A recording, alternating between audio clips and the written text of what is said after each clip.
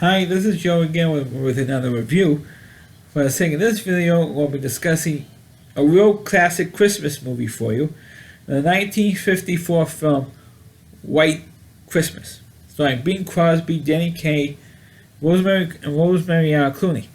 Plus, this film, all the songs from this film was written by Irving Berlin, who was a fuck you, Irving Berlin. And I'm gonna say that why in a minute. For this film, it's also a stereotypical plot for a movie musical at that point in time in Hollywood history. What I mean by stereotypical plot is that people were like two Broadway stars. Danny Kaye and Bing Crosby played two Broadway stars who starred in the vaudeville circuit. When they went into the army, and when they got out, they put on a Broadway show, and they ended up becoming Broadway producers, and they were very successful Broadway producers. And they were taking a break for a couple of weeks for a Christmas break, and they found out that they found two women. Well, one of them played with Rosemary Clooney was a sister act, so they were visiting a sister act, and they found out that the two sisters were going to be performing at this inn in Vermont during Christmas week, and they found out, or Danny Kaye did, that his former general in the army, former commanding officer in the army, was running this inn. So because this was take place like a few years after Danny Kaye and Bing Crosby got out of the army at the end of World War II, they got out of the army, and they found out that the old general was owned this inn, and they're going to have Rosemary Clooney and her on-screen sister performing there. And they found that, and Danny Kaye also found out that the inn was not doing so well. So Danny Kaye gets this idea to say, "Oh, let's help out our old former general there," because they both like the general, and they got along well with them, and the general treated the two guys well and everything. You know, it was tough at times, but it was fair to everybody, fair to them. And so they said, "Oh, let's help them out." And so they brought the whole show up to Vermont, and they put up a whole charity. They didn't let the general know there was a charity show they were put on for him to help raise money to help keep his inn going. But they decided to put on the show for him as more of a tribute to him and raise money for the inn at the same time. Well, this was going on, Bing Crosby falls in love with Rosemary Clooney, and who could blame? I mean, Rosemary Clooney at that time was smoking hot. It wasn't until like much later, like maybe in the 80s or early 90s, where she was making cameo appearances on the television show ER, because her nephew was George Clooney, starring in that show. So as a favor, she did a couple of cameos, I think like 2 or 3 times, called Madam X, as she was singing songs throughout the hospital, County General Hospital in New York. So, and then of course she blew to the Goodyear blimp. She got fat, she got everything else, but by that time, 1950s, she was like 40 years earlier, she was smoking hot.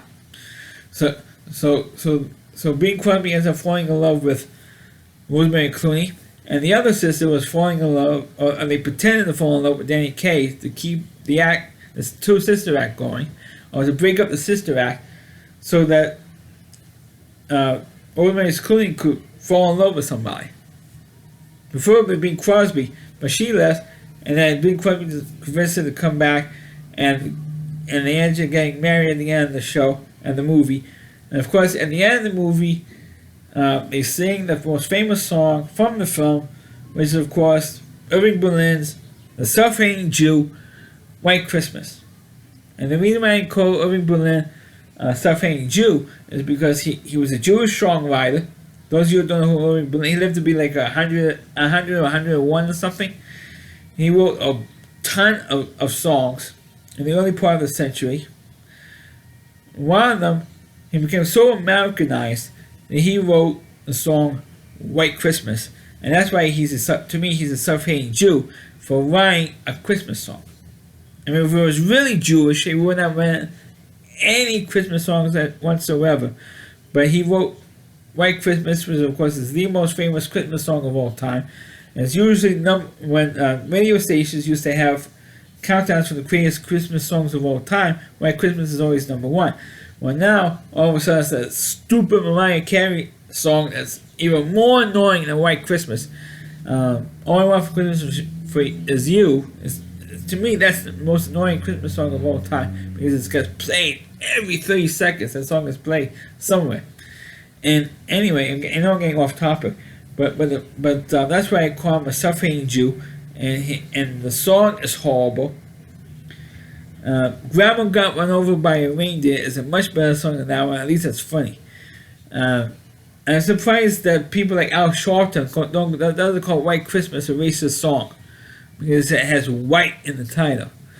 But we all know why it's white, because snow is white. That's why. And it's surprised that Al Sharpton didn't call it snow racist because it's white. It's not black. But just give it a couple of days, Al. All the snow on the ground is going to be black in a couple of days. Alright? But I'm not getting off topic, but White Christmas is definitely one of the more famous Christmas movies. And I felt that the movie went... It was like the first time I saw the whole movie because I avoided it because of the song.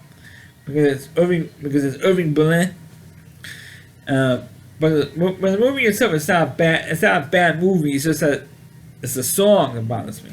And the song was performed twice in the movie. Once in the very beginning, and the scene at the end of the film.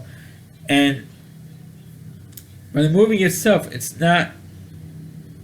I feel like it's a typical movie from the 1950s, a movie musical from the 50s, because it has the same similar plot. When people put on a show, a Broadway producers put on a show and know out of the way in to help raise money to keep the inn intact. I mean, you see that type of a plot so many times in other not only other Christmas movies, but also other musical movies at this time. I mean, years later, we'll see musical movies, Christmas movies like a Lifetime or the Hallmark Channel put on movies like this. But today. But at that time, that was commonplace to have a movie musical like this. Back then. And of course, with Irving Berlin writing the songs, I mean, you can't go. It's not all bad, with Irving Berlin songs. But Irving Berlin, that self-hating Jew, writes the most famous Christmas song. A Jewish guy writes the most famous song of all time. And not only that, but he wrote "God Bless America," which is not the national anthem for this country. But people think it is. People think it should be, but it's not, because a Jew wrote it. That's the only reason why. That's how anti-Semitic the United States is, like the rest of the countries. But in terms of the movie White Christmas itself, it's not a bad movie.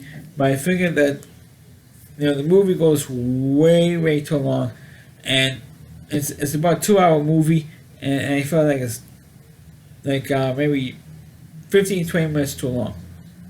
I feel like 10, and they cut off about 10 minutes of it.